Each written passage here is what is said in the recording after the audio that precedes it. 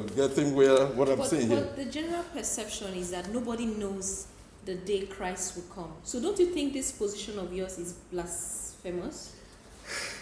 Quite interesting. It is believed that nobody, that is, in fact, I was outright on that. It is a lie. Whoever says that nobody knows when Christ will come is lying against God. Because, like I've just told you now, prior to even the birth of Christ, the prophet, look, we know our God. He says he declares the end from the beginning.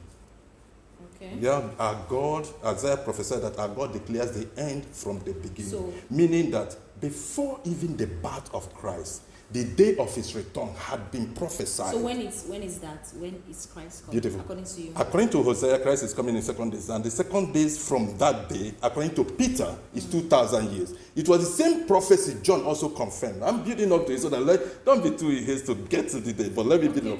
It's the same prophecy John spoke about when he said that when Christ returns, he's going to reign for what? 1,000 years. That placed the one day, the third day, as 1,000 years. So the first 2,000 years and the last 3,000. So God has a divine plan. From the day Christ left, he has 3,000 years plan on earth. Of these 3,000 years, Christ will spend 2,000 years in heaven, and then he will return and spend 1,000 years on earth. So the question now is, how do we know when he will return? There was only one challenge, and that challenge was knowing exactly when Jesus left. So from the day he left, at the end of the second day of that day, or 2,000 years to that day, he must come back. Nothing keeps him behind. So, but fortunately, the scripture also provided us with ample facts to know when he left. Daniel told us exactly when Christ will begin his ministry. In the 9th chapter of the book of Daniel, Daniel was prophesying about the ministry of the Messiah. He said that 7 years and 7 weeks plus 62 weeks from the day of the decree to restore and rebuild Jerusalem to the coming of the Messiah. Right? So precisely from the day that decree to build and restore Jerusalem to the coming of the Messiah will not it's exactly 69 weeks. And each week in that prophecy represents 7 years. Meaning that from the day of that decree, it will take 483 years for the coming of the Messiah. Interestingly, the Bible scholars provided ample. The only challenge most scholars have had is differentiating which of the decree was questioned, because the same decree was issued by Artaxerxes, first to Ezra. Second, a letter was issued by the same king, Artaxerxes, to Nehemiah. So most scholars were associating that decree of Daniel to Nehemiah's letter and not to Ezra's decree. But the real decree was what was issued to Ezra, who it was said that the king gave him a decree to rebuild Jerusalem, restore civil rule, and restore religious rule in Israel. What Nehemiah got 15 years later was just a letter to rebuild the wall. So the decree to Artaxerxes in the year 458 BC marked the countdown to the return of Christ. To the coming of Christ, sorry to say.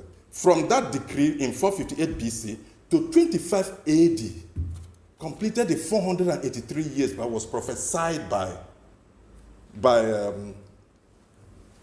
Daniel.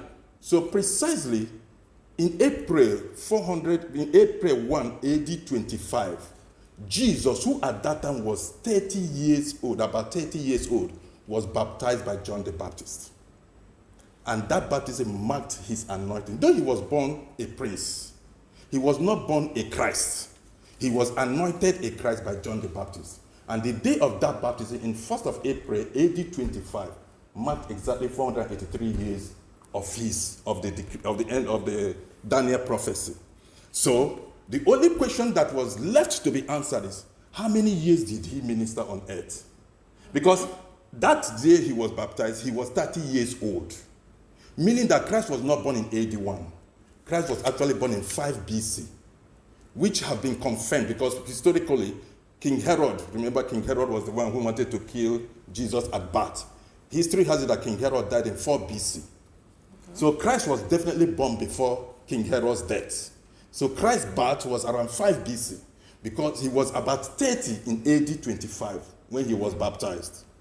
So the next thing that we needed to fill into the gap was, How many years did he minister on earth? Okay. That's where there have been also been so many controversies too. Okay, but sorry to cut you short. Yeah, please. Let's streamline, because I've taken a look at your book, Yeah. Events of the Last Days. So, and I know I read where you said the coming of Christ is in 19th December this year. Right. So let's dissect this controversial issue. Why 19th of December? Right. Most persons have had this confusion of between the first coming and the second coming of Christ. Okay. There is the first coming of Christ where he will come as a thief in the night, in the cloud. Mm-hmm. He won't be seen on earth. He will just come in to pick up the body of Christ from the earth, who will now return with him, spend 10.5 years with him, and then he will finally come back with them to reign on earth.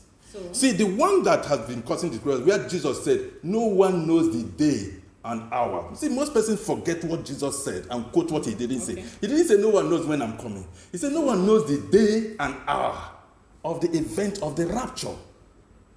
Why? Because the rapture will be a global event cutting across different time zones. Some will be in bed, some will be in the field, some will be grinding. Meaning that it could be morning hour, afternoon hour, and night hour at different time zones. So you cannot place it that it will be an event that will happen on Monday, 6 a.m. Monday. Monday by what time? It could be Nigeria 6 a.m. But in the United States, it could be 6 hours ahead. So that's why Jesus said you cannot know the day and the hour. But that doesn't mean you cannot know the year, the month, and the week. So Christ definitely we have enough information in the Bible to know when that event will happen. The body of Christ is living precisely 10.5 years before Christ's return. Christ is returning in 2031. The body of Christ is living before the end of this year. 9th of October, okay. 9th of December. Okay, 9th of December. The body of Christ is living. The latest 9th of December 2025. So, Mr. Jeremiah, yes, are you putting it straight to the world that the rapture of the church will eventually happen on the 9th of December 2020? I'm putting it straight to the world that latest 9th of December 2020 the church has to live. And there are reasons for that, scriptural reasons. So what did you say about 2023? 2031 is when he is returning to reign for 1,000 years on earth.